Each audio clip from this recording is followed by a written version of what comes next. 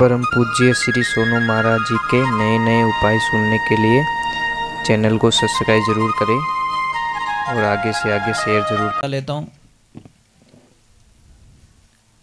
जो छोटे बच्चे होते ना, छोटे बच्चों की जो जन्मता हुआ बच्चा जिसका ये नाला आता, नाला क्या कहते हो आप लोग? कभी कभी क्या होता है, भूल में जिस टाइम टूटना चाहिए उस टाइम नहीं टूटता, एडवांस में टूट जाता है और वो पक जाता है। पकने के बाद में बच्चे को इतनी तकलीफ होती है जिसकी हम कल्पना नहीं कर सकते। ये बेटा आवाज मत कीजिए। तो ये ध्यान रखें, जिस किसी भी बच्चे को, हो सकता है आपके बच्चे को नहीं, किसी और को हो, बेचारा तकलीफ में हो, ये तो धर्म की सेवा है महाराज। आप उनको ये दवा बता दीजिए, उनका इलाज हो जाएगा। ये अनार आता नहीं, अनार के छिलकों को, अनार किसे कहते हैं पता है आपको? दाडम को।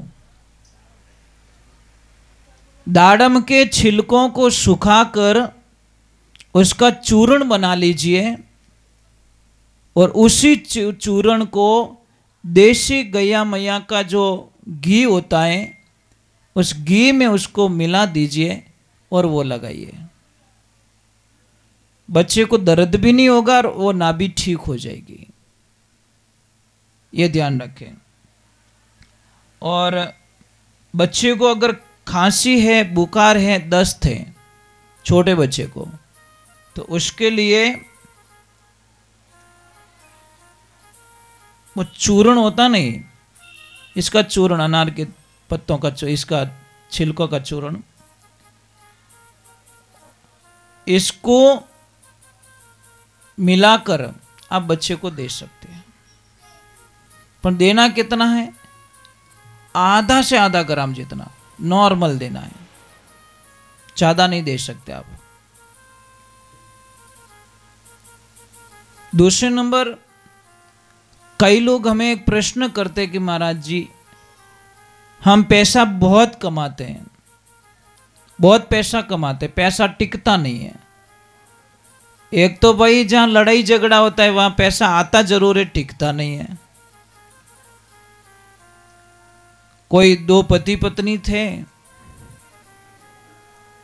मेहमान आते ना उनका दिमाग खराब हो जाता, मतलब मेहमान नहीं आना चाहिए बस।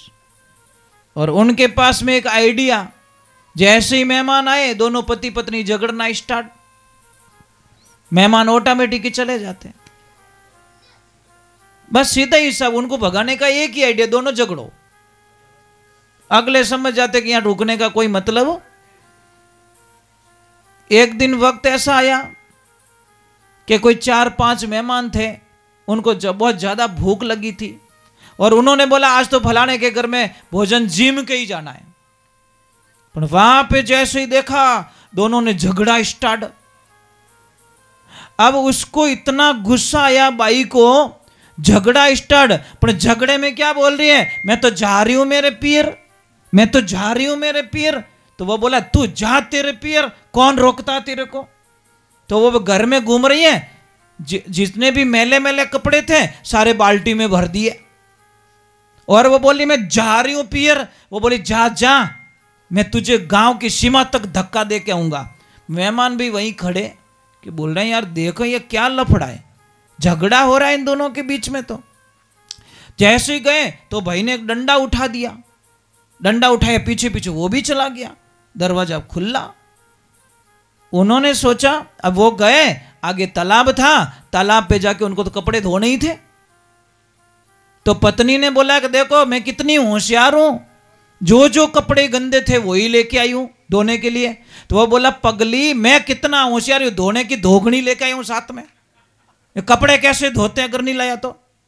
अब दोनों बड़े आराम से कपड़े अपड़े धोए, राजी खुशी आए और उन्होंने बोला अब तो मेहमान चले गए।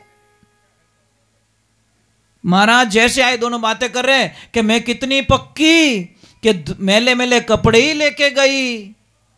वो बोली मैं कितना पक्का जो कपड़े धोने का धोखा ही लेके आया। तो दरवाजे के पीछे मेहमान खड़े, वो बोले हम कितने पक्के, गए ही नहीं, हम इतने पक्के तुमसे भी तुम्हारी समझ गए आइडिया कि बेटा कुछ न कुछ घोटालो करे, हम तो गए ही नहीं, हम यहीं पे खड़े रहे, अब तो बना दो भैया। तो कभी होती भी होती नहीं कि 100 दिन सोनार की 1 दिन लुहार की हो ही जाती है। तो मेहमान अतिथि देवो भव, भगवान का रूप होता है मेहमान, मेहमान ईश्वर का रूप होता है। महाराज एक ध्यान रखना, जब भी आपकी लाडली की सगाई हो जाए, आपकी बेटी की, और सगाई होने के बाद में जब शादी की तैयारी हो जाए, तो तैयारी होने के 4-5 दिन पहले आपको पता है कि अब इसको माला पहना दी जाएगी, इसकी शादी की तैयारी हो जाएगी।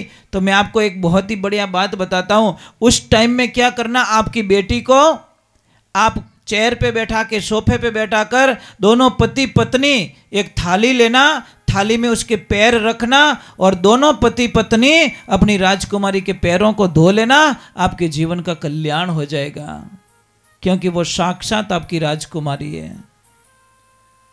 बेटी साक्षात भगवान का रूप होती है। हमको पता है अब वो छोड़ के हमेशा के लिए हमसे दूर चली जाएगी। अरे बेटियों की जिंदगी देखिए आप, माँ बाप के घर पे बेटी रो के भी अपना काम चला देती है। ससुराल में देखो, जब सगाई करते हैं ना महाराज, सगाई संबंध करते हैं ना, लोग बड़े पक्के होते, इतने मीठे बोलते, इतने अच्छे बोलते हैं।